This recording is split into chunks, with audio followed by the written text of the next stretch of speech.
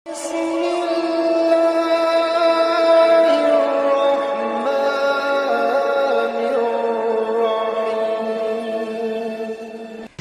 Anda direkayasa politiknya dari era ke era, direkayasa bisa, tapi rakyatnya gak masalah.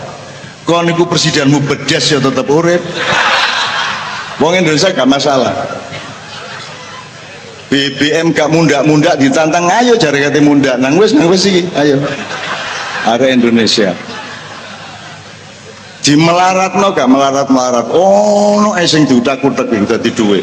Handphone dibuat kayak arek-arek 2 minggu tadi. Jadi wong Indonesia gak iso diapa-apakno. Wong Indonesia itu utusan Allah untuk masa depan, peradaban abad 21. Nah, Anda beragama Kristen, Buddha, Hindu, Katolik, Kristen di sini Gatholoco, Darmo Gandul, ya. Anda harus memastikan bahwa kalau mayoritasnya orang Islam, Anda adalah orang yang paling dilindungi oleh umat Islam. Ya.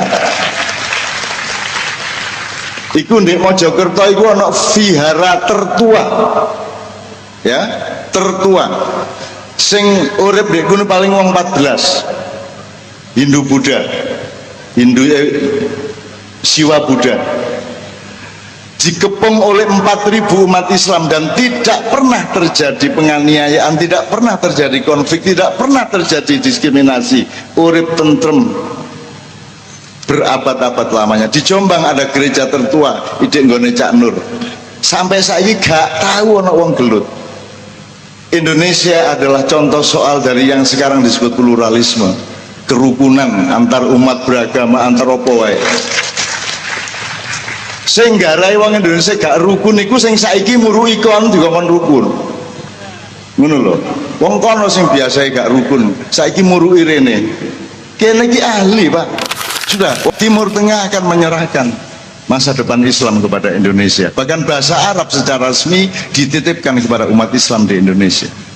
Ngelorek. Dan lain sebagainya. Sampai Anda direkayasa politiknya dari era ke era, direkayasa bisa, tapi rakyatnya gak masalah. Kau niku presidenmu bedes ya tetap urip. Wong Indonesia gak masalah. BBM gak mundak-mundak ditantang, ayo jare kate mundak. Nang wis iki, ayo. Are Indonesia. Di melaratno gak melarat-melarat. Oh, no sing diutak-utak iki dadi dhuwit. Handphone dibuat kayak arek-arek 2 minggu tadi. Jadi wong Indonesia gak iso diapa-apakno. Wong Indonesia itu utusan Allah untuk masa depan, peradaban abad 21.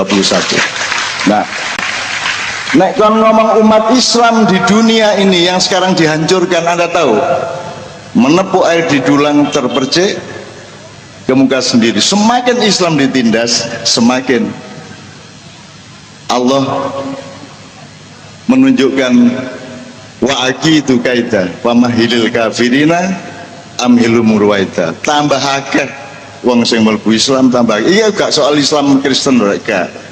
Pokoknya gak iso, nah Indonesia gak iso diapa-apa, no, jarno ya Ustaz. Dan yang di depanku ini setiap malam adalah anak-anak umur 18 sampai 30, betul nggak? Dan mereka bukan anak Indonesia, mereka bukan anak dunia, mereka adalah anak-anak kesadaran baru hidayah dari Allah Subhanahu wa Ta'ala.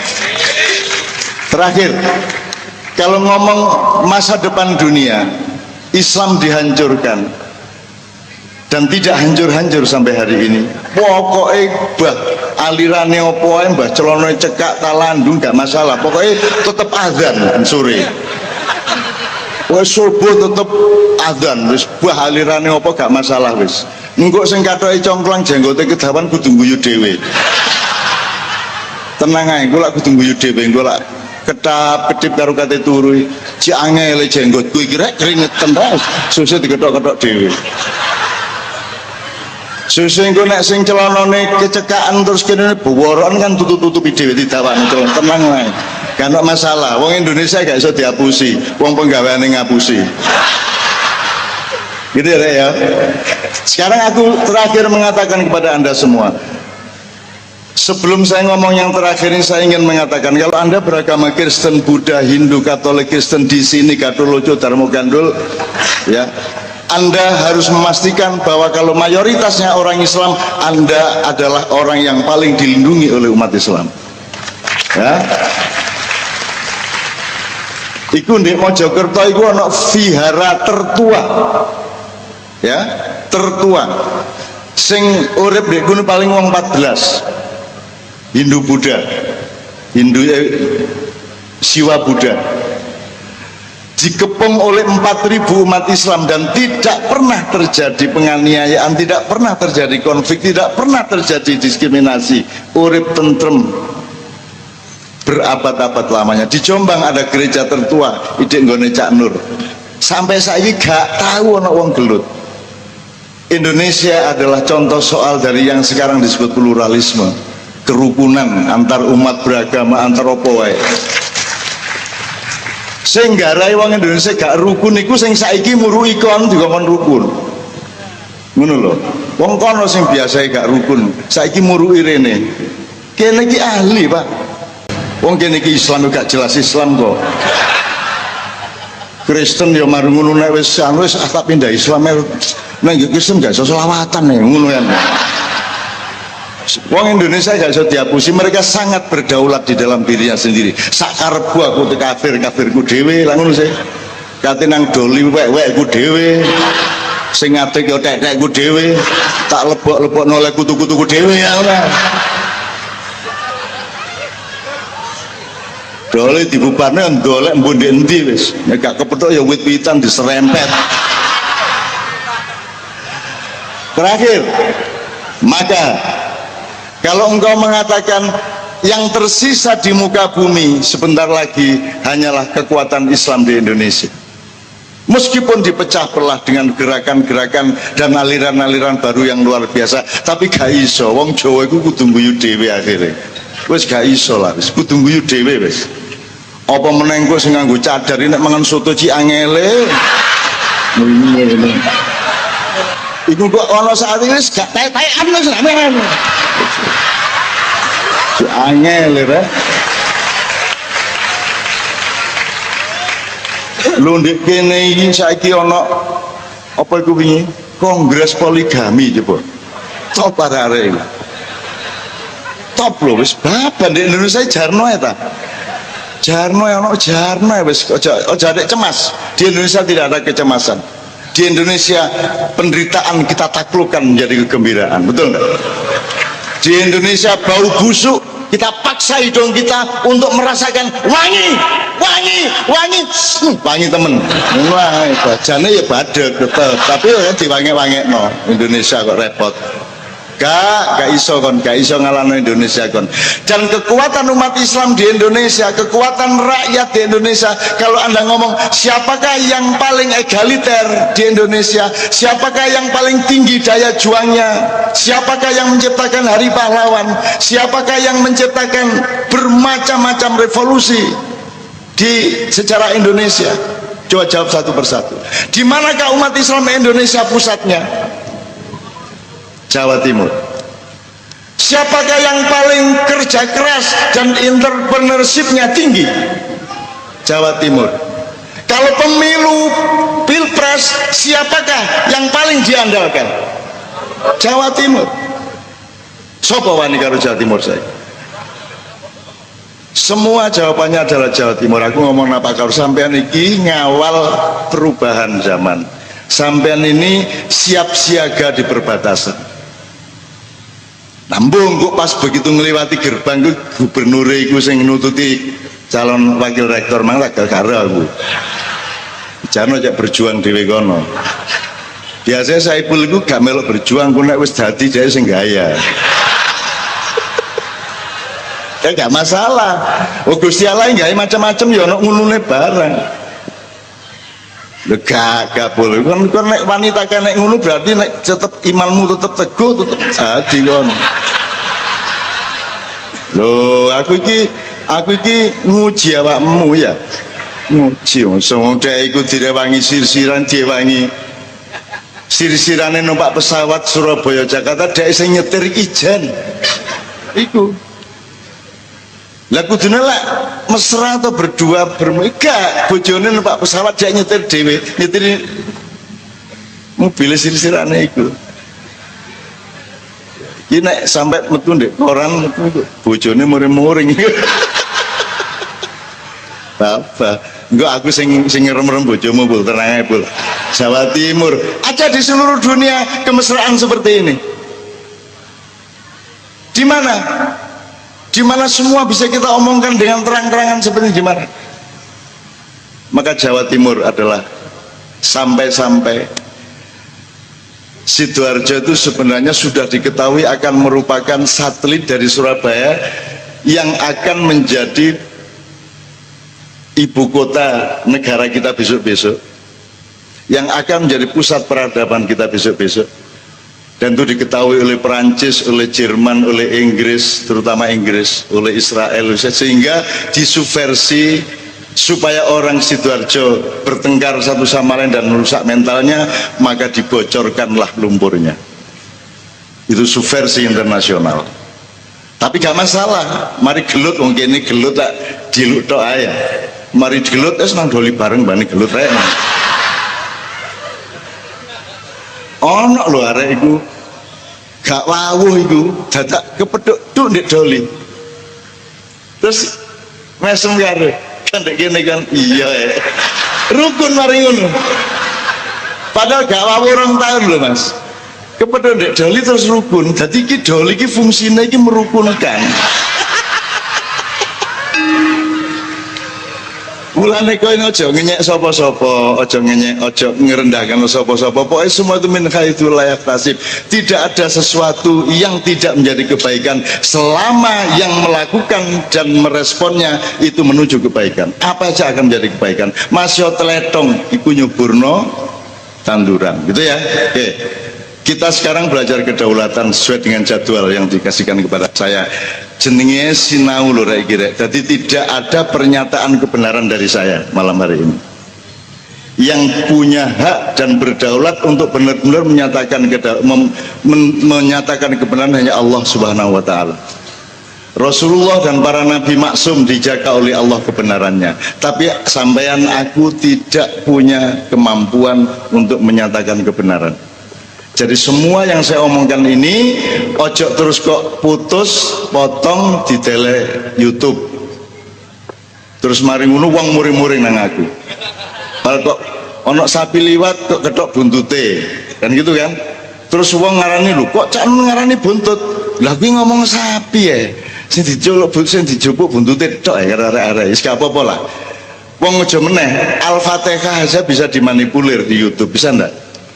Allah dulu zaman PKI, Allah zaman PKI biyen ada ayat apa? Fawailul lil musallin alladzina hum an salatihim sahun. Dan neraka wel bagi orang-orang yang sholat yang mereka lalai terhadap perbuatan sholatnya, kan gitu. Karo PKI zaman biyen dipotong fawailul lil musallin, celakalah orang-orang yang sholat, titik. Setelah YouTube modiar aku. Tapi gak masalah, aku mati dan hidup sudah tidak ada bedanya. Jadi oke, pertama-tama jadi ini kita sekarang tidak menyatakan kebenaran, melainkan kita belajar menemukan kebenaran. Ini ya, ya. Dan batasnya dari Sabrang dikatakan kepada saya bukan mencari siapa yang benar, tetapi apa yang benar. Kita bareng nanti pulang mengambil keputusan masing-masing, karena setiap kebenaran begitu masuk diri Anda, itu Anda yang punya hak, yang punya kedaulatan untuk memakai atau tidak, dan harus otentik dari dirimu kebenaran itu. Apakah itu kebenaran berupa konkate dagang opo, kebenaran memandang sesuatu, kebenaran konkate sholat, tak sembarang, tak apapun saja, yang penting Anda berdaulat secara otentik dari diri dalam diri Anda masing-masing. Oke, yang pertama sekali, Pak Saiful sampai jam berapa sampai tahan di sini? Yojok subuh, cok geragas, yojok subuh teman-teman. Tapi pokoknya Pak Saiful tahan ya, ke zaman lawas ya. Ya sekuat-kuatnya. Masa kan kalah karo aku? Lo masa wong cek enom ngono lho, cek seger kaya Arya Sencaki ngono lho kan. Anak aku lah wis anu wis betara Bisma aku yan wis tuwek wis dipanahi wong bendino sampai raiku gak ketok ana panah tok ndek kene-kene iki. Itu Bisma. Oke, bismillah. Indonesia itu arek angon iso ngaji rek kene iki Jawa Timur iki. Arek angon wedhus lho nek bengi ngaji. Itu ya. Tapi wong Inggris, wong Arab dingongkon gundul pacul ya angel nemen. Kita khatam Quran ndak karo-karoan banyaknya. Jadi Indonesia itu bisa mengucapkan dunia, dia bisa menampung dunia. Tapi dunia tidak bisa menampung kita karena Indonesia lebih besar daripada dunia. Menurut saya. Pak Saiful, kalau dunia mengembargo kita, yang mati kita apa dunia? Dunia yang mati. Tenanan gue, wis to. Itu ekonomi ya, SDA ya, mental ya. Nek wong Indonesia itu rabi gak rabi padha ae. Sedia kaya apa maringu nyengenges meneh. Ya toh, sedih diluk tok. Maringu diguyu-guyu dhewe lha ngono. Jadi Kiai Kanjeng juga begitu. Kiai Kanjeng mengucapkan musik-musik dunia, tapi belum tentu dunia mampu mengucapkan musik-musik Kiai Kanjeng. Kalau ada prinsip dari Gunung Merapi. Jadi ndek kene iki ana barat, ndek tangan tengen kene iki ana dunia barat, ndek kene ana dunia Arab. Utawa diwalik wis, sakarepe. Sing Arab ndek kene ta ndek kene. Tapi ndek kene lho ya. Gak ndek kene lho ya, gak ndek kene lho ya. Sik lho ya. Tangan di tangan kanan ada dunia barat. Disinilah kita bikin UNER, disinilah kita bikin demokrasi, disinilah kita bikin republik, demokrasi dan seterusnya. Terus di sini ada Arab, disinilah kita sholat, ibadah mahdhah, ibadah muamalah dan seterusnya. Tapi jangan lupa, yang membawa ini orang Jawa, orang Indonesia. Jadi Indonesia ini digowo, Baratnya digarap, Arabnya diruat. Jadi sekarang Kiai Kanjeng, sebelum nanti kita workshop mengenai kedaulatan, Kiai Kanjeng saya minta untuk menunjukkan kedaulatannya lah. Kiai Kanjeng sakar-karep PDE, gaya lagu gak kudu 3 menit ya sakar PDE ini oleh 7 menit ya 7 menit, oleh 20 menit ya 20 menit. Pokoknya mereka sangat berdaulat sama dirinya sendiri. Sakar P, gak payu ya gak anjan gak didol, hati lapor kan gitu. Tapi tidak ada grup musik yang seawet Kiai Kanjeng 22 tahun. Dan malam hari ini adalah penampilan yang kedua. Keberapa? Mana rek? Gak ditulis. 3.637. Ya. Dan tanpa berkarier, tanpa menanjak kemana-mana, tanpa menek apa-apa, gak kepingin dadi apa-apa. Pokoknya aku ingin iki, kata lapokon. Gak terima gelut. Ngene iki pokoknya aku. Babah sakar kon presiden aku liwat kate lapokan. Ngono lho. Pokoke aku ngene iki. Bismillah, teko Gusti Allah ngene iki aku yang ngene iki. Bah melbu bah aku iki matek ya babah. Gak masalah. Pokoknya aku ngene iki. Dan itu ada beribu-ribu keadaan yang Anda tidak tahu di Indonesia. Misalnya ngene. Kira-kira jumlah koruptor dibanding jumlah yang ditangkap oleh KPK itu piro ping piro? Roh kan? Gak iso. Jadi begitu banyak hal yang Anda tidak mungkin tahu. Nah jangan ditambah dengan racun-racun di medsos yang Anda tidak mungkin tahu. Nah gak mungkin tahu yang nganggo akal sehat. Oh mungkin iki mungkin iki. Iki mungkin, oke gak mungkin ini gak masuk akal. Iku tok. Tapi jangan disimpulkan mana yang benar. Nek subhat ya wis tinggalan. Sing penting kan urip apik di wilayahmu, di perusahaanmu, di kampungmu, di keluargamu. Cukup menurut sebab untuk mengetahui benar secara objektif gak ono dalane rek, gak ono dalane. Kon kapusan kabeh engko. Kapusan.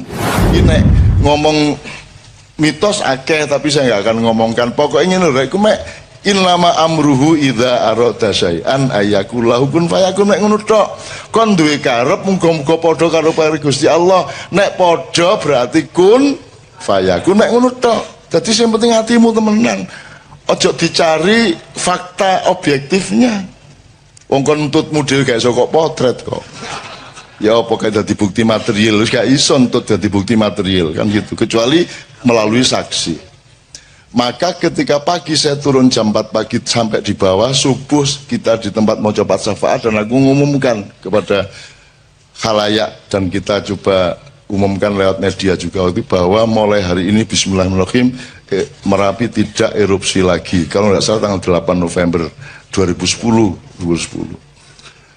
Lho ngono iku malaikat Gusti Allah gak tega karo aku. Walah nunus kadung ngumumno. Wis gak watuk meneh, gak meledos meneh. Sakno nek meledos meneh kok Indonesian gitu kan. Akhirnya gak meledos temenan Mas. Mulai tanggal 8 iku wis aman bisa. Itu bukan karena saya mandi. Gusti Allah gak tega karo aku. Walah wis kadung ngumumno, kok nek gak kedaden kok lak isin arek iku. Ngono lho. Dadi kok nek kepengin bojomu duwe motor ndonga. Ya Allah, kula niki kepengin ngibur bojo kula, cek mosok sepeda okrek. Yo duwe motor elek-elek ngono kan. Terus Gusti Allah suatu hari gak tega, oh alasakno wis kadung janjane bojone. Kok gak duwe duit gak tuku motor dikei karo Gusti Allah ngono rek ya. Ngono ya carane ya. Carane ndonga ngono ya janjene bojomu dik pokoke tak tamasakno sampean dik. Tak jak umroh sampean. Ngono ya. Kepethuk ndek Mekah. Maksudnya umroh berangkat dewe kepethuk ndek Mekah. Gak ngejak iku jenenge rek. Oke, berikutnya. Iya, selanjutnya masalah overdosis dalam medsos. Saya minta nanti saya berangkut ya, tapi intinya itu kan nomor kunci utamanya kan akal sehat. Urip iki mek ana telu rek, mesti bener, mesti salah, gurung mesti bener, gurung mesti salah. Mek telu iku tok.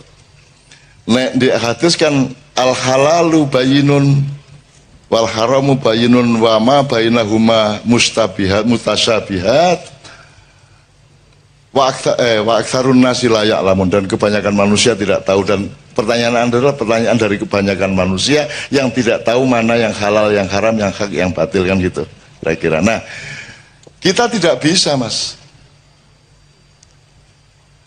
Kon gak ero janjane ya apa kok Habib Rizik nang Mekah. Gak iso carane ero ya apa kon. Iku bener lah gak karo Firza iku. Kak Ema iku sapa? Iku peristiwane awale ya apa? Kon gak mungkin ero. Ya apa caramu ero? Kon lak ero hasilnya pengumuman itu. Terus engko dilungkas Habib Rizik diusahano oleh Pak Tito untuk pulang misalnya. Lho iku biyen lak wis tersangka. Ya ta gak? Wis tersangka Habib Rizik. Kok mari ngono oleh nang luar negeri? Sapa sing ngeculno iku? Iki tersangka temen ta?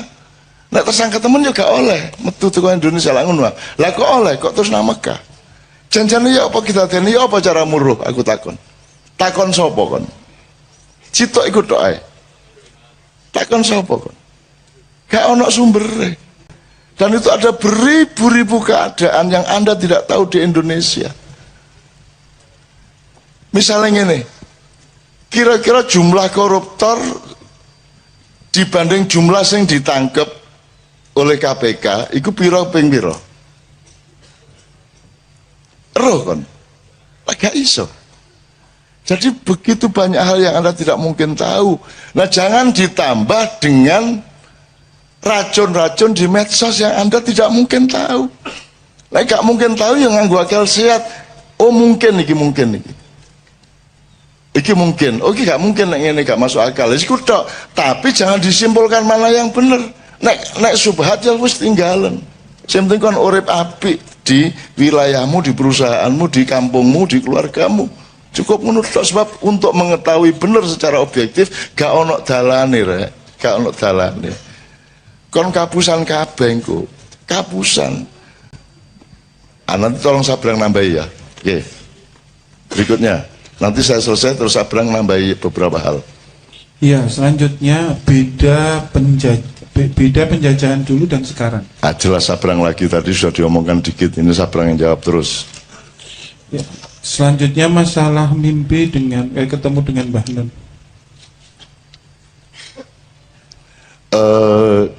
Iki ya gampang-gampang angel iki.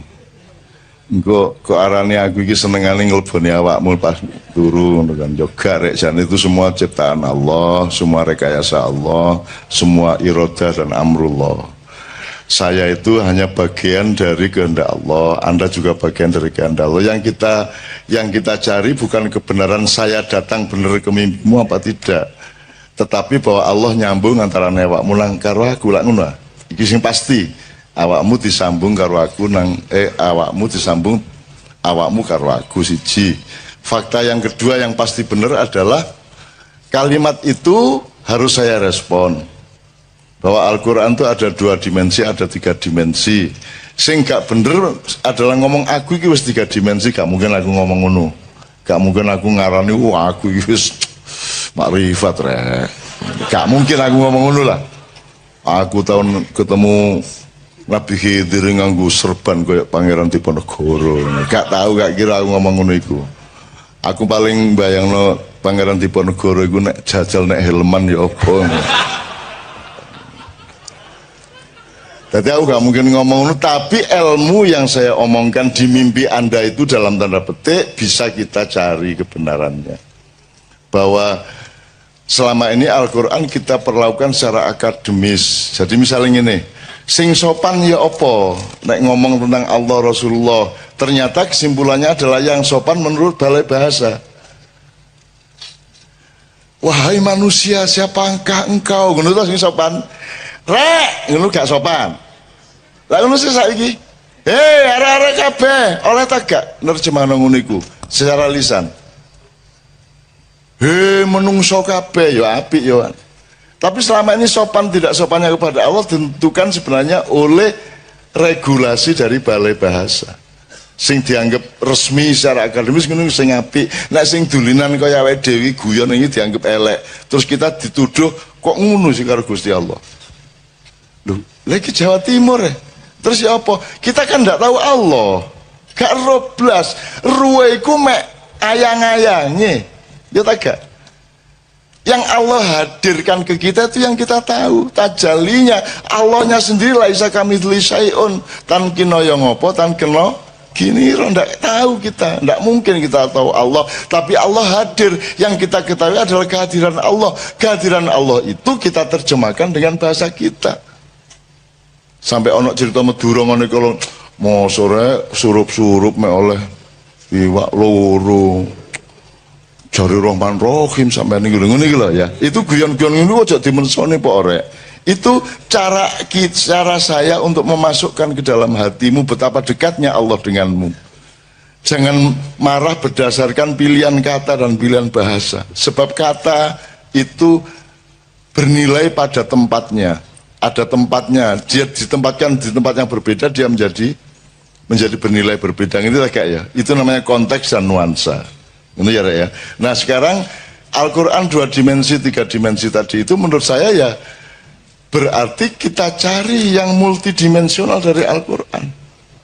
3 dimensi itu maksudnya Al-Quran sebagai teks, Al-Quran sebagai fakta alam, dan Al-Quran sebagai fakta manusia. Tapi telu iki janjane ya unda-undi, ngerti unda-undi. Alam ada di manusia, Quran ada di manusia, manusia juga ada di alam, manusia juga ada di Al-Quran, bisa diwolak-walik. Tapi yang penting fil afaqi wa fi anfusikum, rumusnya jadi 3. Ini ada ya. Ya pokoknya didolai hikmahnya aja diserem-seremno ya gitu ya. Aja diserem-seremno, biasa-biasa aja, wajar dan akurat saja terhadap segala sesuatu. Berikutnya. Ya, selanjutnya masalah anjuran Rasul tentang memanah, renang dan berkuda. Nek prasaku waktu itu guru ngono latihan nembak, guru ngono bedil, guru ngono volleyball, ya guru ngono pingpong gitu. Sudah pasti 3 tadi, berkuda, memanah, dan berenang, itu pasti bisa kita cari filosofinya, pasti. Tapi belum tentu karena filosofi itulah Rasulullah menganjurkan renang, manah, dan naik kuda. Karena waktu itu yang disebut olahraga itu yang paling utama itu. Aerobik guru ngono, kung apa?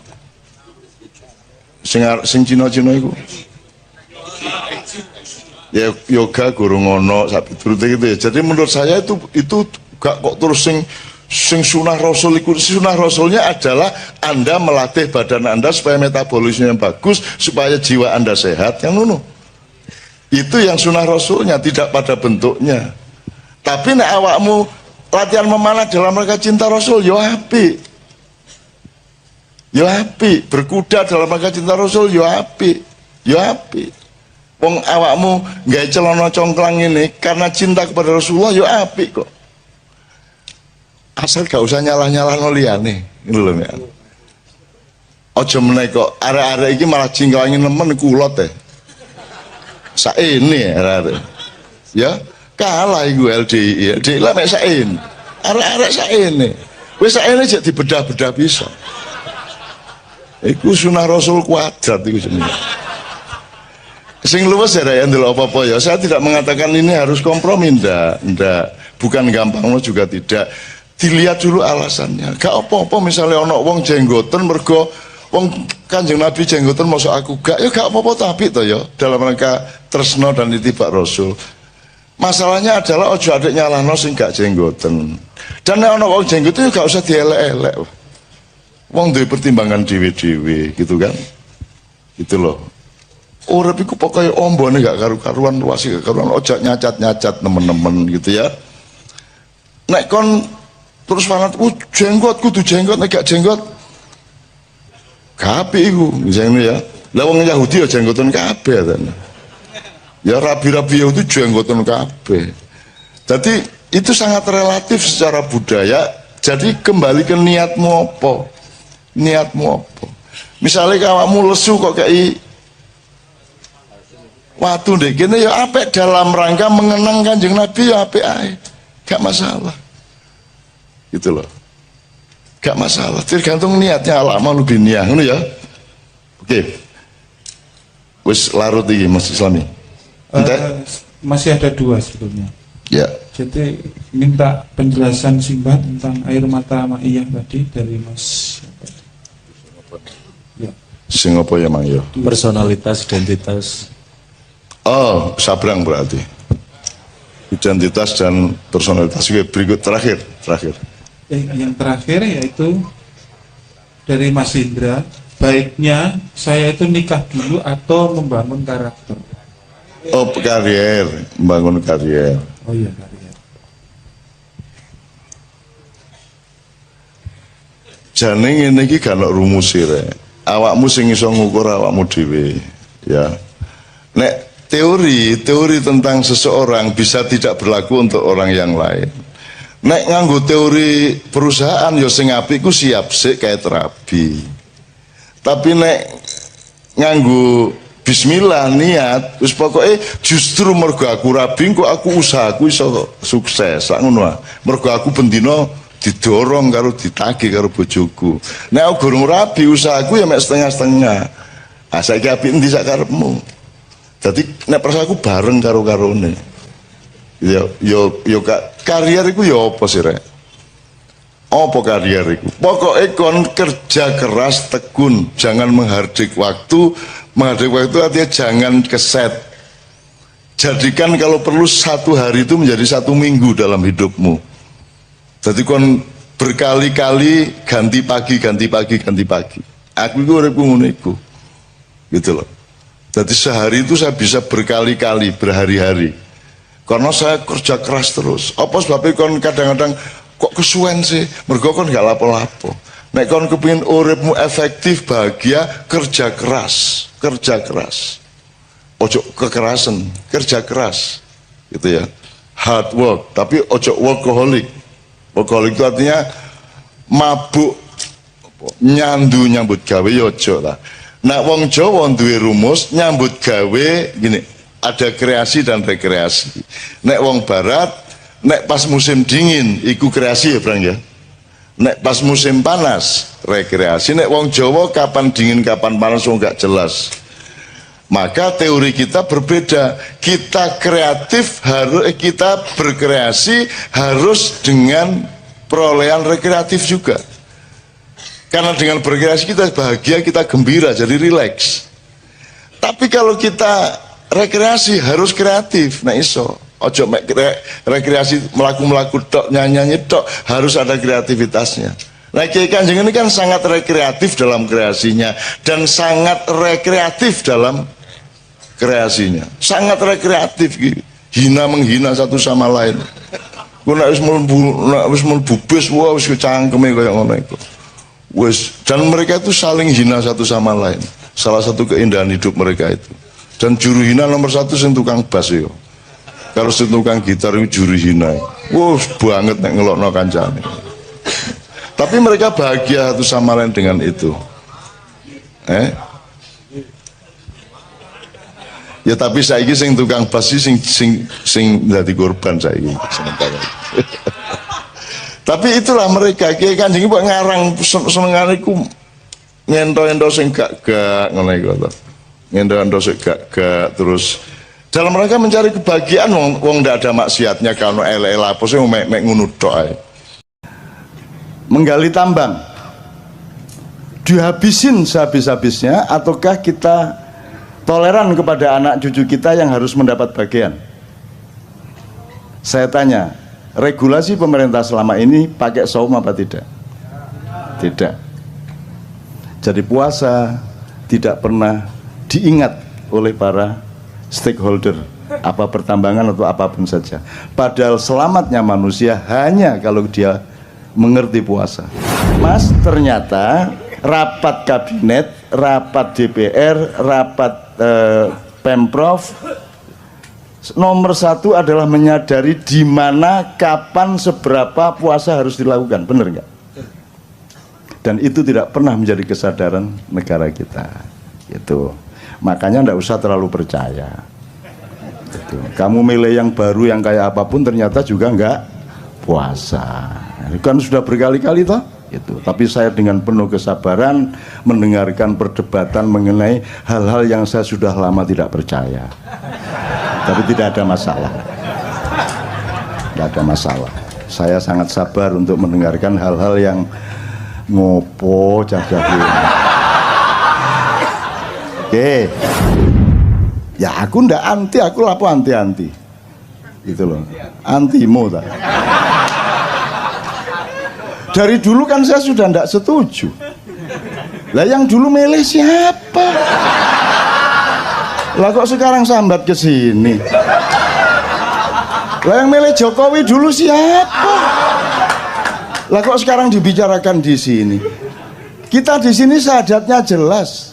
Allah, Muhammad, yang lain nanti dulu. Kan begitu? Kan jelas. Kita ndak ganggu, silakan mau kamu ambil, mau kulum, kok emut, kok kerakoti, ndak karepmu. Tapi kalau kita disuruh mengakui itu urusan lain. Gitu loh. Kalau yang diakui itu sudah cetok, bojoku tak akoni, bapakku tak akoni, Gusti Allah tak akoni, Kanjeng Nabi tak akoni, anakku tak akoni, ya toh, konco-konco tak akoni, liyane kok sih. Nanti dulu, apamu, apaku awakmu itu. Kok aku kudu ngakoni awakmu, kan gitu. Jadi aku ya seneng-seneng aja ngrungokno cacakne, ya seneng-seneng. Tapi ya gak ono gunane ngomong ngene. Anda punya kehendak, saya punya kehendak, dan Allah punya kehendak, dan Allah menyatakan percayalah bahwa yang berlaku adalah kehendak Allah Subhanahu wa taala. Nah, jadi saya mohon sama Allah, ya Allah, ini anak-anak udah setor takbiran. Jadi tolonglah yang punya keinginan-keinginan yang sudah ngempet itu dikabulkan. Amin. Gitu ya. Amin ya rabbal alamin. Oke, pertama. Jadi kita resume sedikit pengetahuan dasar mengenai takbir, puasa, Idul Fitri, hari raya dan seterusnya. Beberapa hal aja ya untuk nginget-inget aja. Biasanya kalau Idul Adha itu takbirannya bisa sebulan penuh. Tapi kalau Idul Fitri sehari. Artinya sesungguhnya Id yang lebih agung di mata Allah itu Idul Adha, bukan Idul Fitri. Itu ya. Jadi kita agak terbalik. Ya tapi tidak apa-apa, Indonesia terbalik itu sudah kerjaannya ya. Terutama di bidang politik dan pemerintahan. Memang sudah hafal, seluruh penduduk langit sudah hafal. Oh, kalau yang terbalik itu namanya Indonesia. Ah gitu. Ya serapopo Singapura wae. Sing kok dilebokke swarga kabeh ning ya ning neraka 300 tahun.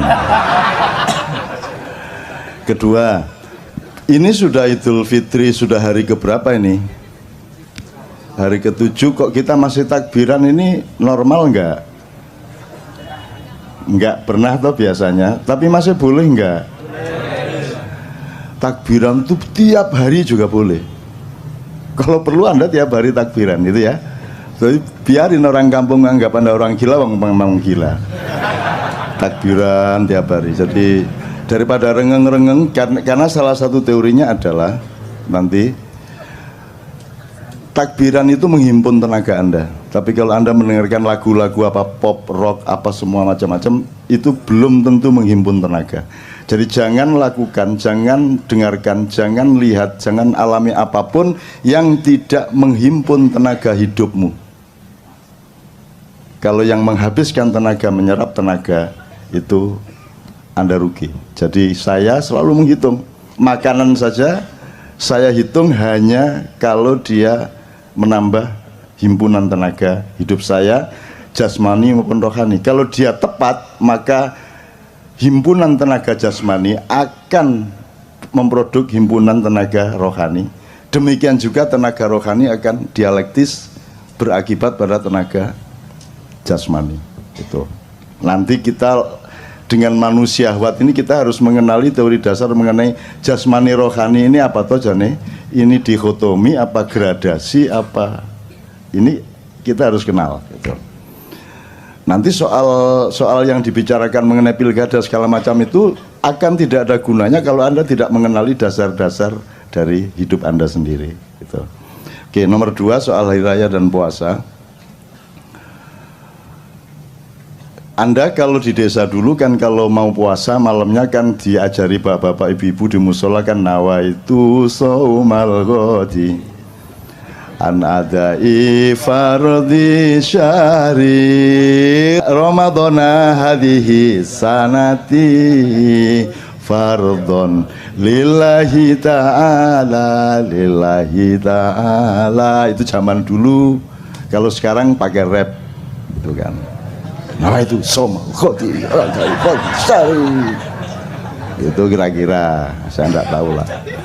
Cuman yang ingin saya omongkan dari kalimat ini itu kan kalimat bikinan kita sendiri. Nawa itu artinya aku berniat, pasten ya, saum puasa besok pagi atas dasar keikhlasan saya kepada Allah gitu. Nah di dalam Al-Quran tidak ada disebut saum tapi siam, gitu, siamu Ramadan. Jadi kenapa kok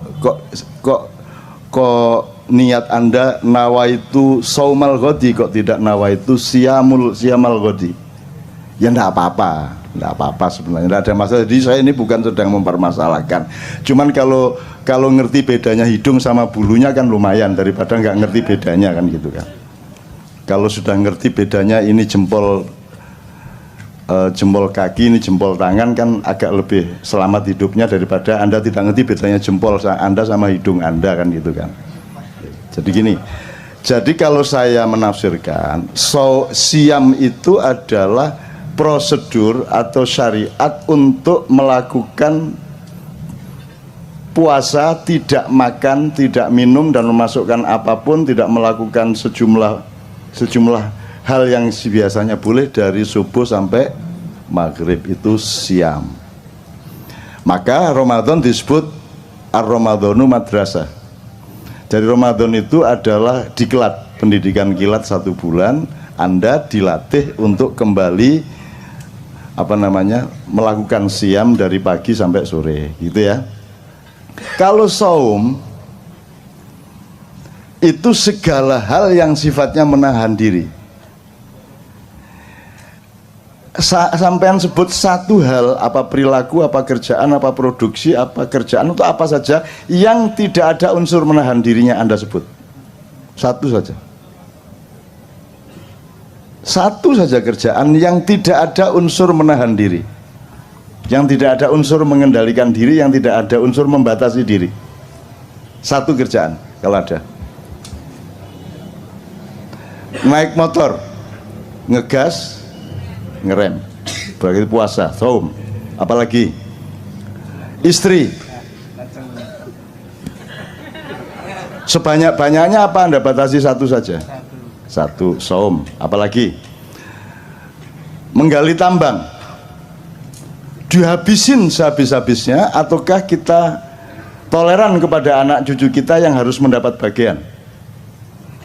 Saya tanya, regulasi pemerintah selama ini pakai saum apa tidak? Tidak. Jadi puasa tidak pernah diingat oleh para stakeholder, apa pertambangan atau apapun saja. Padahal selamatnya manusia hanya kalau dia mengerti puasa. Sound system ini isinya puasa, Mas. Diginiin, dibatasi, digedein ya, Mas ya. Diginiin, ini kegedean dikit bengung, ini kegedean titik ndak balan. Itu isinya ilmu puasa semua. Betul ndak? Nah, kamu bikin celana itu kan prinsipnya puasa. Kan makanya diukur toh, kakimu panjangnya seberapa, kan begitu. Betul ndak? Nah, itu prinsip puasa. Mas, ternyata rapat kabinet, rapat DPR, rapat Pemprov, nomor satu adalah menyadari di mana, kapan, seberapa puasa harus dilakukan, benar nggak? Dan itu tidak pernah menjadi kesadaran negara kita. Itu makanya nggak usah terlalu percaya. Itu. Kamu milih yang baru yang kayak apapun ternyata juga nggak puasa. Ini kan sudah berkali-kali toh. Itu. Tapi saya dengan penuh kesabaran mendengarkan perdebatan mengenai hal-hal yang saya sudah lama tidak percaya. Tapi tidak ada masalah. Tidak ada masalah. Saya sangat sabar untuk mendengarkan hal-hal yang ngopo jaga-jaga. Oke, ini udah jangan terlalu panjang, nanti jadi ceramah puasa. Jadi ngerti bedanya saum sama siam ya. Keselamatan hidupmu, bahkan kaya tidaknya hidupmu tergantung pada kecanggihanmu di dalam menentukan kadar puasamu di dalam pekerjaan, dalam jualan segala macam. Anda jualan bebek goreng, mentang-mentang laris, maka sampai jam 3 malam Anda masih ladeni. Jadi akhirnya beli bebek lagi untuk supaya Anda bisa goreng lagi. Tapi percayalah, kalau Anda melampiaskan, kalau Anda berhari raya tiap hari di warung Anda, maka usia warung Anda juga tidak akan lama. Kalau Anda membatasi jamnya, pokoknya saya cuman jualan bebek paling banyak 50 atau paling banyak 25, habis tutup. Kayak ceker di Solo, kalau Anda lewat Solo itu buka jam 2 malam, tutup jam 5 pagi. Dah. Pokoknya jam 5 pagi tutup. Pokoknya jam 2 baru buka. Meskipun sudah antri sejak jam 11, pokoknya jam 2 tutup. Kalau Anda punya prinsip puasa seperti, maka Anda memiliki kecenderungan terhadap keawetan atau keabadian. Begitu. Kalau kamu suka apa? Kalau suka makanan apa misalnya di Jakarta? Upamanya soto Betawi. Terus pagi soto Betawi, siang soto Betawi, malam soto Betawi, jam 2 malam soto Betawi. Kira-kira berapa lama usia soto Betawi di mulut Anda? Sebentar aja akan Anda bosan kan? Nah, jadi puasa sebenarnya adalah alat yang paling utama untuk mencapai keabadian. Itu ya saya. Itu salah satu contoh aja. Oke. Jadi sudah jelas ya puasa. Bedanya siam adalah diklat Ramadan. Kalau saum artinya adalah apa saja dalam hidup di mana kamu menerapkan prinsip untuk membatasi diri, menahan diri. Regulasi itu apa? Regulasi itu kan menghitung sesuatu secara akurat, secara tepat. Itu namanya puasa. Kan gitu, Mas. Coba mentang-mentang seneng sama istrimu kok keloni ya bendino. Esok kelon, awan kelon, sore kelon. Kate ngantor sih dulu ngadeg duluan. Suwe-suwe bosen dewe mari ngono kan gitu. Maka harus ada puasa. Maka Rasulullah mengatakan makanlah kalau lapar dan berhenti makan sebelum kenyang, maka kamu akan sehat dan lebih lama keawetanmu gitu ya Rek ya. Terus imsak Di sini kalau imsak tandanya apa di Jakarta? Pakai teriak imsak gitu. Oh pakai sirine. Sirine. Enggak dong, kalau sirine itu buka. Oh bapak ibu-ibu gitu. Kalau di Jogja imsak gitu ya. Dari masjid besar Jogja itu Pak Jundi namanya itu, lagunya gitu imsak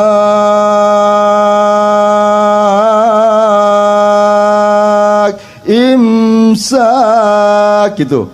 Sejak zaman dulu. Setelah Pak Jundi mati yang ganti persis seperti itu juga. Gitu. Jadi di Jogja itu banyak sosiologi atau gejala sosial yang kita perhatikan dari loudspeaker masjid. Jadi kalau di masjid itu ada pengumuman bapak-bapak, ibu-ibu, innalillahi wa inna ilaihi rajiun telah meninggal dunia, itu berarti Pak Walikun yang mengumumkan. Kalau sudah dengar mulai bapak-bapak, Pak Walikun berarti Anda mati. Begitu ada dengar suara Pak Walikun berarti ada yang mati. Sampai pada suatu hari bapak ibu-ibu loh, kok bukan suara Pak Walikun, berarti yang mati Walikun. Loh, nyeneng no hidup itu nyeneng, dengerin gitu tuh aja sudah seneng kok. Biar gubernursinya siapapun gitu. Tapi Anda tuh juga jangan terlalu apa tuh efektivitasnya Anda anti Ahok di sini nih. Oh ini cuma orang-orang lemah kiri-kiri gendut-gendut. Apalah, Anda ada pengaruhnya lah di sini. Ini tidak ada pengaruhnya sama sekali. Anda anti, Anda pro, tidak ada pengaruhnya. Dan negara itu adalah tatanan yang sudah ada sistemnya, ada lembaganya, ya. Dan ini sama sekali tidak ada urusan sama negara sebenarnya. Negara itu punya legislatif, yudikatif, eksekutif, dan semua mobilisasi atau semua sistem yang dijalankan itu kan berdasarkan 3 lembaga dasar itu. Sehingga kalau ada sosialisasi di masyarakat pasti berasal dari 3 itu. Nah KJ bukan. KJ ini bukan bagian dari sistem negara. Cuman dia selalu ada karena cintanya melebihi pengurus negara kepada negara. Kan begitu. Mereka kalau kumpul harus ada uang honor, kalau kumpul harus ada SPJ segala macam. Ini enggak. Kumpul enggak jelas. Jadi jangan pamer cinta di sini, karena di sini cinta sudah tidak diomongkan lagi. Cinta sudah menjadi diri mereka. Demikian kita. Kira-kira. Artinya Mas, ya enggak apa-apa, saya oke-oke saja, Anda mau anti mau pro, tapi ya enggak efektif. Oh iki ya sopo arek-arek ya enggak lah.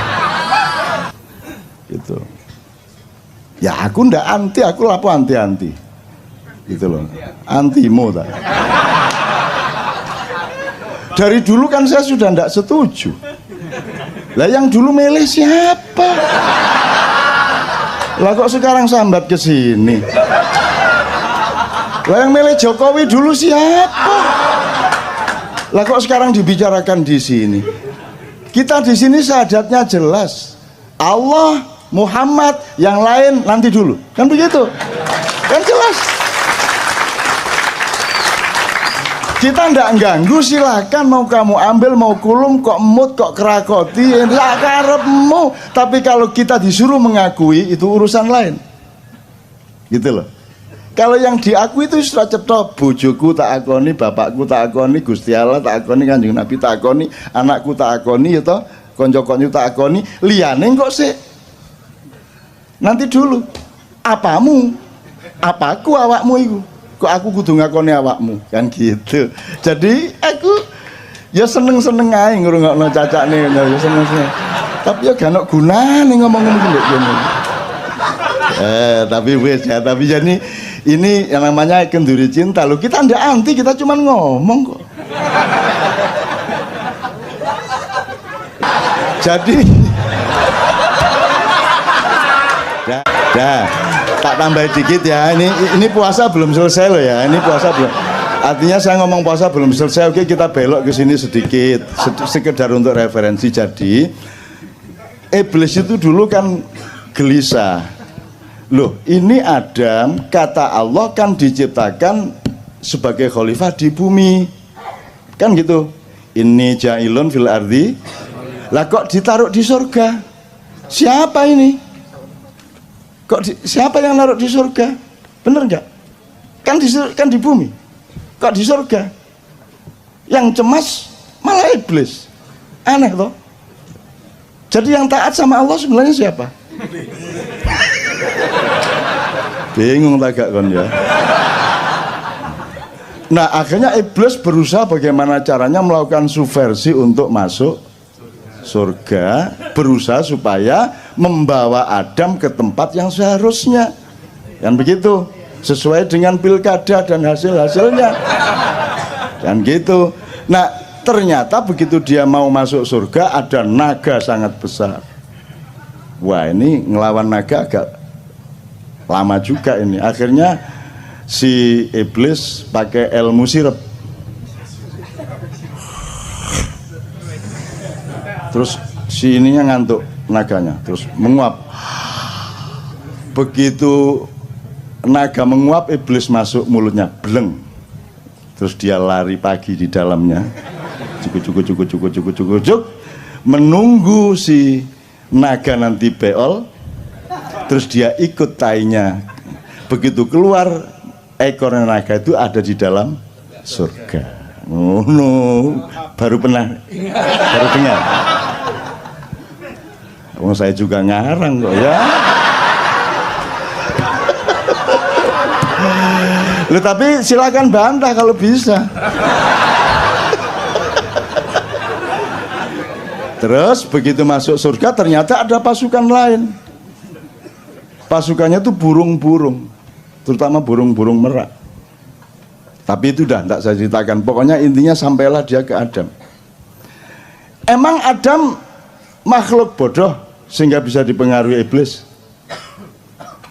Kan Allah mengatakan inna khalaqnal insana fi. Adam lebih unggul apa lebih rendah dari iblis? Lebih unggul. Ahsani takwim, dia sebaik-baik ciptaan, masterpiece-nya Allah. Masa bisa dipengaruhi iblis? Terus digoda iblis? Ayo, nggak bisa. Upama saya aja nggak bisa kok digoda iblis. Cuman iblis ini pinter, dia pernah kuliah di IKJ.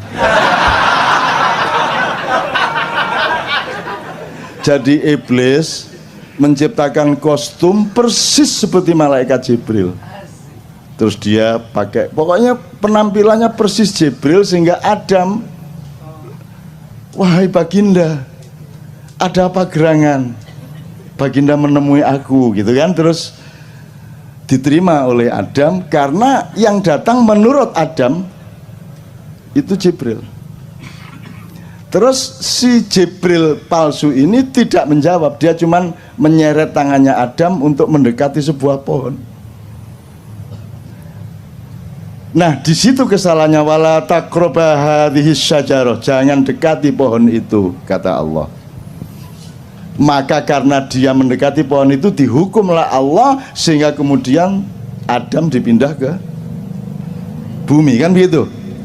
Terus disimpulkan oleh manusia di dunia, berarti di surga itu ada pohon yang tidak boleh didekati, itu disebut pohon terlarang, gitu ya. Betul? Pernah dengar pohon terlarang?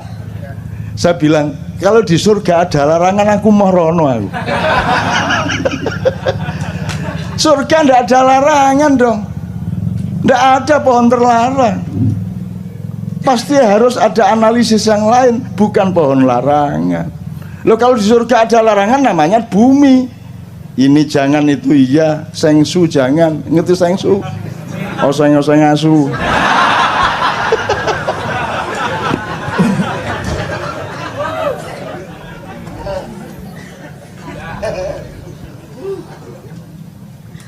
Kok jadi cerita surga saya? Oke, gini teman-teman sekalian, supaya Anda itu gini, saya itu tidak bilang bahwa yang saya omongkan itu benar. Saya itu ingin memberantas GR-nya setiap manusia di dunia, bahwa begitu dia ngomong, meskipun dia yakini, dia pikir itu benernya bener. Padahal setiap yang kita omongkan itu kebenaran relatif, dan mungkin nanti sore, besok pagi kita menemukan kebenaran yang lebih benar, betul enggak? Jadi semua yang saya omongkan itu juga jangan dianggap benar. Bahan saja, siapa tahu melalui omongan ngawur saya itu Anda oleh Allah diberi hidayah untuk menemukan kebenaran. Kan gitu. Jadi jangan percaya sama saya. Sebodoh-bodoh manusia adalah yang percaya kepada saya. Salahmu dewe. Terus nanti Anda masuk surga, ini saya gara-gara percaya sama Cak Nun. Ya salahmu dewe, kata malaikat Malik. Saya melakukan itu karena saya percaya sama kenduri cinta sama Cak Nun. Terus jare Malik, ya salahmu dewe, marek dapure koyo ngono kok percaya kan gitu. Jadi jangan percaya saya kesini ini tidak supaya Anda percaya sama saya. Saya kesini ini mengajak Anda untuk percaya yang wajib dan sah dan tepat untuk kita percaya, yaitu Allah dan Rasulullah SAW. Ngono lho ya carane ya. Oke, kembali ke iblis. Jadi pohon itu bukan pohon larangan, itu pohon. Jadi coba sekarang Anda referensinya gini. Allah itu di Quran, asalkan dia memberi gambaran sesuatu mengenai misalnya kalimat yang baik, peradaban yang baik, kebudayaan yang baik, pemerintahan yang baik, selalu pakai pohon. Wa mathalu kalimatin thayyibatin kasyajaratin thayyibatin atluha tsabit wa far'uha fis sama. Kan gitu. Jadi pohon itu selalu menjadi idiomatiknya Allah untuk menggambarkan sesuatu. Jadi pohon yang didekati Adam itu karena Adam masih baru akan sekolah di dunia. Kamu jangan dekat-dekat kepada pohon yang kamu tidak akan paham. Itu S3-nya surga. Jadi bukan larangan. Gitu loh. Kamu wali kota belum selesai kok kamu sudah gubernur. Gubernur baru sebentar kok sudah presiden. Tak datengin iblis loh nanti. Kira-kira loh ya. Ya aku nggak ngomongin siapa-siapa, aku cuma memberi gambaran-gambar bahwa asosiasimu ke sana memang benar. Tapi kan saya nggak ganggu toh, saya kan nggak ganggu, saya nggak pernah ngapa-ngapain, saya oke-oke saja. Saya tidak ada urusan sama dunia ini, kamu telan semuanya, aku nggak ada masalah. Gitu loh. Kalau aku anti korupsi, aku tidak eman emasnya, tidak eman duitnya. Tidak boleh aku eman duit atau emas. Yang aku eman adalah kenapa engkau berbuat jahat sehingga akan merugikan dirimu, merugikan anakmu, keluargamu, dan masa depanmu di depan Allah Subhanahu wa Ta'ala. Kan gitu. Oke, yuk iblisnya sudah ya, teman-teman sekalian. Kita kembali ke puasa. Jadi sekarang imsak tadi ya, imsak. Jadi imsak itu kapan waktunya? 10 menit sebelum azan subuh. Coba ini jawaban kayak begini ini bagaimana coba? Coba ini pekok banget lah masa dire imsak itu waktunya kapan? Dia bilang 10 menit sebelum azan subuh. Coba bagaimana tuh jawabannya? Imsak itu dari subuh sampai maghrib. Bagaimana sih? Imsak itu artinya Anda membatasi diri, menahan diri. Tumsiku, Anda mengendalikan. Imsak itu pengendalian. Jadi imsak itu waktunya dari subuh ke maghrib. Ayo kok tadi jawabnya 10 menit sebelum zuhur. Lara-ara iki. Loh, wong kamu itu urusan satu kata belum beres mau ngurusi Ahok, itu bagaimana? Ya enggak apa-apa, ini guyon deh. Jauh cinta tanpa guyon itu kan bagaikan roti tanpa sambel ya apa gitu. Gitu ya Mas ya. Maka sebenarnya saya sayang sekali kemarin Ramadan tidak bisa ke KC karena giliran sama Leto sama Noe. Sebenarnya saya ingin kasih saran Anda untuk melakukan ijtihad dan eksperimentasi di masjid Anda masing-masing di kampung. Jadi imsak itu ketika 10 menit sebelum subuh itu kan memperingatkan sebentar lagi kamu harus menahan diri. Jadi sebenarnya kata-katanya imsak itu mengingatkan bahwa nanti kamu harus imsak. Bukan ini sudah imsak, bukan. Nah begitu Allahu Akbar, Allahu Akbar, imsak dimulai, kan gitu.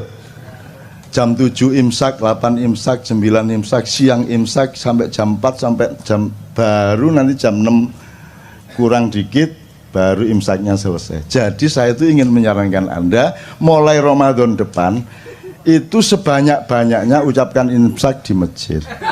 Jadi Anda kalau mulai jam 11 mulai agak lapar, Anda ke masjid imsak. Dah. 3 kali gitu ya. Terus nanti jam 1 udah lapar-laparnya itu. Anda ke masjid lagi untuk supaya memberi semangat kepada orang yang berpuasa. Imsak gitu. Terus jam 3 itu juga sudah mulai wah buka masih lama gitu. Jadi lemes itu ucapkan lagi serentak. Imsak, imsak, imsak itu. Ya kira-kira orang sekampung keluar semua dibawain cangkul ndasmu dipakai. Padahal benar nggak yang Anda lakukan? Benar lah, makanya kebenaran di depan atau di tengah orang yang tidak mengerti kebenaran itu akan menjadi keburukan. Kan begitu. Jadi kalau ada yang berani mencoba saya seneng loh itu. Saya seneng ya. Seneng aku. Kalau ada yang berani, masya Allah, ya Allah. Kalau Anda mati syahid, yes.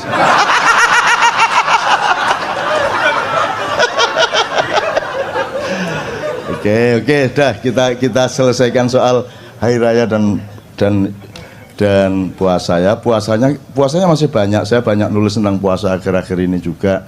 Saya juga punya buku yang kemarin sangat diandalkan di toko buku itu, dan Tuhan pun berpuasa. Terus Lailatul Qadar, dikit aja ya. Ada yang kemarin dapat Lailatul Qadar? Menurut Anda Lailatul Qadar itu apa, Mas? Lailatul Qadar apa Lailatul Qadar itu kira-kira? Coba Fahmi.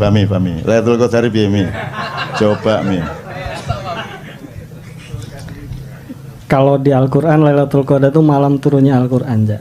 Terus kok orang pada nunggu-nunggu Lailatul Qadar? Mungkin karena mereka mendapat informasinya lebih mulia dari 1000 bulan. Nah iya. Terus mereka kan bayangin dapat Lailatul Qadar itu kan dapat rezeki banyak, dapat uang 5 gebok, dapat lotre, ditelepon suruh jadi menteri, gitu kan? Lailatul Qadar gitu kan? Tidak ada yang namanya Lailatul Qadar diturunkan dari langit. Yang ada Quran diturunkan, dan ketika Quran diturunkan maka malam itu menjadi Lailatul Qadar. Jadi Lailatul Qadar itu tempatnya, wadahnya, momentumnya, bukan barang yang turun dari langit. Yang turun dari langit adalah Al-Quran. Lah kok kamu menunggu Lailatul Qadar, wong Quran sudah turun dari dulu kok. Kon niku ya apa karepmu? Kok nunggu-nunggu ini malam ganjil loh, ini Lailatul Qadar. Lah Qur'annya udah turun dari dulu kok. Kok kamu tunggu-tunggu? Iki sebenarnya bagaimana pengertiannya ini? Sudah dari dulu Quran turun kok. Kamu belum lahir Quran wis jangkep kok. Kok kamu tunggu-tunggu Lailatul Qadar? Ayo piye pengertiannya? Ayo coba, Mi. Kira-kira gampang kok, kalau di Ma'iyah gampang jawabnya. Ma'iyah kok. Begitu Al-Quran entah satu biji ayat, entah satu biji pemaknaan, hikmah atau apapun kamu pakai dalam hidupmu, berarti dia turun di dalam jiwamu, maka itulah Lailatul Qadar. Kan begitu? Tidak penting siang atau malam. Emang siang dan malam itu bedanya apa? Kalau tidak percaya tanya sama yang buta. Kalau kamu bedakan siang terang benderang ngarepe wong picek kan, ayo ngomong. Coba, kalau ada orang buta, misalnya di asrama orang buta, terus Anda jadi saudara, bedanya siang dan malam itu kira-kira ya apa atine arek iki? Sik dolekno watu rek, watu. Jadi malam dan tidak malam, terang dan gelap itu kan hanya urusan panca indera, betul enggak? Begitu panca indera enggak ada, dia sudah tidak gelap, tidak terang. Apakah hidupmu hanya panca indera? Atau lebih tinggi dan lebih dalam dari panca indera? Apakah cinta bisa engkau pandang? Bisa engkau dengarkan? Yang bisa engkau dengarkan adalah ucapan yang seolah-olah mencintaimu. I love you. Kamu dengarkan. Tapi cinta yang sejati bisa kamu dengarkan dengan panca inderamu? Nggak bisa kan? Nggak bisa. Maka Lailatul Qadar juga tidak bisa. Jadi Lailatul Qadar itu milikmu. Kapan saja kamu ambil ayat itu, kamu berlakukan dalam hidupmu, itulah Lailatul Qadar. Maka kita subjeknya. Jangan nunggu-nunggu. Begitu malam ganjil ngene ngarepe omah.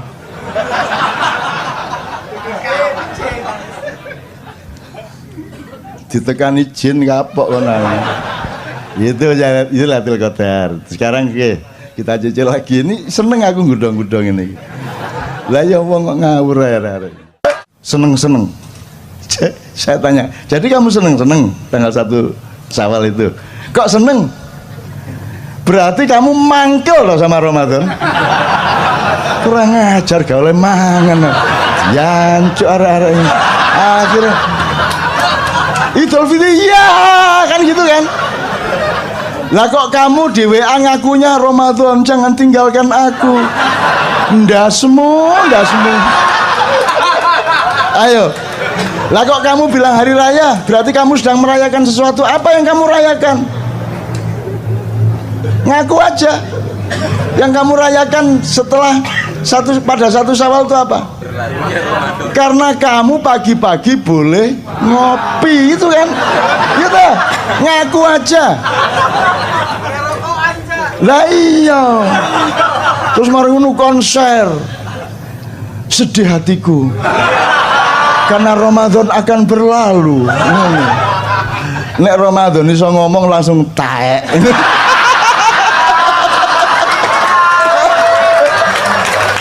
Maka jadi fitri itu ada dua makna epistemologisnya, harfiahnya. Satu, fitri dalam arti keaslian, genuinitas, originalitas, kefitrian, aslimu itu seperti itu. Alhamdulillahirrabbilalamin. Maju mendesak ke depan, enggak apa-apa ya. Bismillah. Coba satu kali takbir. Karena Anda 30. Allahu Akbar, Allahu Akbar, Allahu Akbar. La ilaha illallah, Allahu Akbar. Allahu Akbar walillahil hamd. Alhamdulillah. Hujan baik atau buruk tergantung Anda, tidak tergantung hujannya. Kalau Anda husnudzon, ya Allah, ini tanda bahwa Allah ikut bergembira atas kegembiraan kita, dan Allah memberkahi, mengabulkan apa yang ada di dalam hati Anda, maka insya Allah hujan ini merupakan tanda kabulnya doa-doa Anda. Ini ya, oke, bismillah. Oke, terusin ya, oke, supaya agak ini saya tak berdiri. Ya bismillah. Saya mohon maaf saya tidak bisa melindungi Anda dari hujan. Saya sudah tawar tadi hujannya, tapi aku tidak bisa melindungi mereka wajah hujan. Lo jangan dilindungi, wong aku ini datang untuk mengantarkan rahmat Tuhan gitu. Aku ya udah terusin, kalau sing terus ngono aku. Itu. Sampai mana tadi? Fitri ada dua macam. Maka ada Idul Fitri kembali ke kesejatian dalam arti kekeluargaan. Anda mudik, ya toh? Anda kembali ke asal-usul Anda, kultural, kami kembali ke kampung halaman, sampai nanti kembali kepada sejatinya dirimu itu siapa. Kan puncaknya kesadarannya seperti itu. Nah ini kan prosesnya. Kalau cuma mudik dan kembali ke kampung kan kita bisa bareng-bareng, tapi begitu sudah mulai balik ke dirimu yang sejati, dirimu yang sebenarnya, kan sudah merupakan permenungan atau urusan masing-masing, tafakur masing-masing. Ini yang makna pertama. Yang kedua, kalau saya sarapan, bahasa Arabnya aftur. Kalau sarapan, bahasa Arabnya futur. kalau makan entah siang, entah sore, entah malam tuh, jadi Idul Fitri itu juga berarti kembali makan. Bahasa Jawanya mbadok maneh. Saya tanya sama Anda, kalau melihat budaya puasa dan hari raya selama ini, Idul Fitri itu bermakna yang pertama apa yang kedua? Yang kedua. Yang dirayakan tadi yang pertama apa yang kedua? Yang kedua. Jadi sebenarnya Anda ini binatang apa manusia? Ya enggak apa-apa, ya enggak apa-apa lah. Jadi memang kita sedang seneng-seneng. Aslinya ketika kita khusyuk, yang kita rayakan itu Ramadan. Jadi hari raya itu sepanjang Ramadan. Kalau kita ngomong rohani, karena lebih tinggi mana kebaikan atau kegembiraan? Oke, diatur lagi. Lebih bermakna mana lapar atau kenyang? Lapar. Lebih sehat mana lapar apa kenyang? Lapar. Jadi sebenarnya yang dirayakan itu yang lebih tinggi apa yang lebih rendah? Seharusnya kalau pakai logika ini selama Ramadan itulah hari raya. Tapi kan nek ngunu temen kan yo ngeluh to awake dhewe. Terus kadung gak iso ngunu to ya semua masyarakat. Oke, jadi teman-teman sekalian seperti itu kira-kira. Oke. Kita tata lagi. Saya ingin mengatakan sama Anda ini usianya itu disebut usia milenial. Usia Anda ini 20 katakanlah ya, naik turun dikit sampai 30 naik turun sedikit. Ya. Dia sama saya jiwanya yang milenial. Kecenderungannya adalah nasionalisme Anda lebih tinggi dari para kakak maupun bapak Anda. Ini hasil penelitian. Nomor 2, kesolehan sangat penting bagi Anda. Itulah sebabnya Anda kumpul di sini dan makin banyak orang berkumpul seperti ini. Harap Anda tahu ma'iyahan di mana saja, rutin maupun tidak rutin, yang datang adalah anak-anak muda yang usia milenial itu begitu banyak, sehingga Anda jangan terlalu mengandalkan pemerintahan sekarang sampai 5 tahun, 10 tahun ke depan. Jadi Anda harus punya, kalau mau memperjuangkan sesuatu, Anda harus tahu bahwa oke, untuk 2 tahun ke depan perolehannya paling segini, tapi saya sudah set up untuk ada perolehan kemaslahatan yang lebih tinggi, tapi membutuhkan waktu lebih panjang. Anda harus punya paling tidak 3 jangka. Nah, yang memimpin sekarang ini adalah orang-orang usia yang sudah tidak sama-sama Anda. Disiplinnya, akuntansinya, kesadarannya, kepekaannya. Mereka punya web, mereka masuk internet juga, tapi cara berpikir mereka masih pra-internet. Mereka bisa IT juga dikit-dikit, tapi cara berpikir mereka belum IT. Anda ini sudah manusia IT. Anda sudah memiliki disiplin yang agak berbeda dengan mereka. Anda lihat, pedagang-pedagang, pengusaha-pengusaha muda, entrepreneur muda itu sekarang usianya 16, 17, 18, yang jual tahu bulat itu anak-anak sangat remaja. Jadi kita akan punya Indonesia masa depan insya Allah lebih bagus karena manusianya. Satu, kesolehan penting bagi mereka. Nomor 2, nasionalismenya lebih tinggi. Nomor 3, entrepreneurship-nya lebih tinggi daripada kakak dan bapak mereka. Dan mereka inilah orang-orangnya. Jadi saya tidak menghitung yang sekarang-sekarang ini. Kalau sekarang ini kan sudah, coba yang bisa bikin puisi terlanjur judulnya. Udah apa saja kasih kata terlanjur. Tinggal kamu daftar. Ngerti nggak maksud saya? Apa wes? Bagaimana keadaanmu sekarang? Ya terlanjur. Gimana gubernurmu? Ya terlanjur. Presidenmu? Ya terlanjur. Pokoknya semua. Gimana ibadahmu selama ini? Ya terlanjur, kacau kemarin.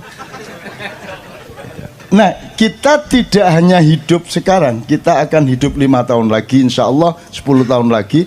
Dan Anda akan memimpin Indonesia 10-15 tahun lagi. Dan Indonesia akan pasti lebih baik. Dan mereka yang sekarang menguasai Anda tidak dengan mudah seperti mereka menguasai pemimpin-pemimpinmu hari ini. Mereka sekarang hamba sahaya dari dragon-dragon, tapi Anda bukan hamba sahaya. Anda adalah manusia Indonesia baru.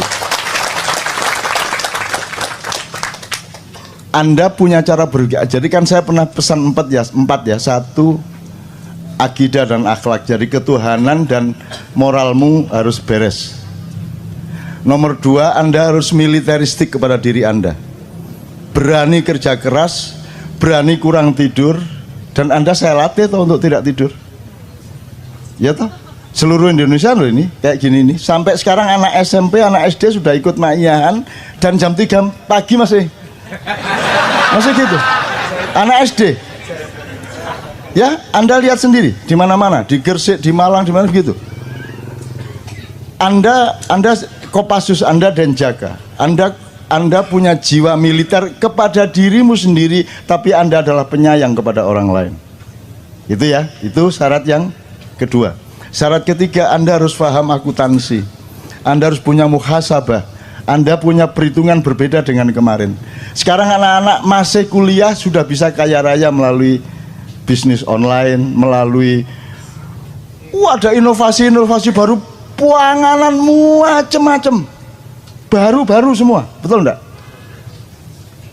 Ono kodok campur gatul, wah semua macam-macam. Wah, makanan baru macam-macam. Itu jangan dilihat makanannya, dilihat bahwa ada gejala kreativitas baru pada anak-anak muda. Dan itu di mana-mana, Mas. Di mana-mana, Mas. Anda ke Jogja sekarang, itu perkembangannya 3-4 kali lipat dibanding 5 tahun yang lalu. Karena anak-anak muda. Makanya saya senang ketemu Anda supaya saya tidak terlalu ketinggalan zaman. Dan saya sedang ngecek diriku, kalau aku masih kompatibel padamu, berarti aku masih tidak saya nggak kudet. Lawannya kudet apa? Jadi saya juga tidak boleh, saya juga harus bisa ngoprek. Saya juga harus smartphone. Nggak hanya jailbreak, itu saya install Android di iPhone. Mau apa kamu? Kamu pikir nggak bisa? Kamu pikir nggak bisa? Kamu jangan terlalu remehkan saya. Saya dulu ketika komputer baru mulai kira-kira 90-an pertengahan, itu baru DOS. Jadi komputernya gede, disketnya tuh gede gini 256 kilobyte. Itu untuk DOS, masukin nanti C-prom ditarik, masukin CD-WS atau C-write untuk ngetik tik. Belum ada mega. Setahun kemudian baru ada disket 1,2 megabyte. Dan yang bisa cuma saya di seluruh kantor Detik waktu itu. Bukan detik.com ya, detik waktu detik manual. Dan ini karena teman-teman tidak mau belajar, pokoknya saya yang dimintai tolong untuk booting DOS, setelah itu masukin C-write atau Anda kan tidak pernah tahu WS sama C-write. Pernah tahu dulu-dulu. Ya. Terus kalau di DOS itu kan ada aransemen, ada auto exec.bat. Autoexec.bat itu kan Anda tinggal ngurut, adalah tak kasih setiap komputer, ada sekitar 30 komputer di kantor itu, saya kasih autoexec.bat ini booting, terus tak kasih gambar telanjang. Jadi begitu booting jeglek langsung mudo. Cak piye iki? Loh. Yang kamu pandang jangan keyboard, yang kamu pandang layarnya. Tak isi gambar telanjang itu. Jadi mereka bingung piye carane. Nah itu kan pendidikan untuk supaya mereka belajar. Bukan soal gambar telanjangnya. Meskipun iya juga. Tapi kan itu membuat mereka menjadi tidak betah sehingga mereka mau belajar. Artinya saya belajar terus, teman-teman sekalian. Saya belajar terus sampai hari ini. Pekerjaan yang paling update sekarang saya juga belajar. Saya tidak akan pernah belajar. Saya seorang pembelajar gitu loh ya. Oke. Oke, jadi dari lagu Anda tadi saya optimis karena kesolehan penting untuk Anda. Maka tolong sekarang informasi tentang kesolehan ini tolong dibenahi, tolong dimatangkan, tolong diproporsionalkan, karena sekarang kesolehan itu disalahpahami melalui simbolisme. Padahal kesolehan itu adalah orang yang rajin sholat, benar juga, tapi tidak cukup. Kesolehan adalah orang yang pakai baju koko. Kesolehan adalah orang yang pakai peci dan seterusnya. Oke, itu indikator kesolehan, tapi kesolehan sebenarnya harus dicek melalui empirisme, pengalaman, dan bukti-bukti sosial dari perilakunya, kan begitu. Jadi kesolehan tolong dipelajari. Soleh itu apa? Dalam Quran ada soleh, kan artinya baik. Sedangkan baik dalam Al-Quran ada soleh, ada khair, ada birrun, ada ma'rufun. Itu ada proporsinya masing-masing, tolong dipelajari supaya Anda menjadi soleh secara benar. Sekarang ini sedang populer sejak tahun 90-an itu ada dibedakan antara kesolehan pribadi dan kesolehan sosial. Ini menurut saya juga ya ndak menyesatkan, cuman ya ndak proporsional.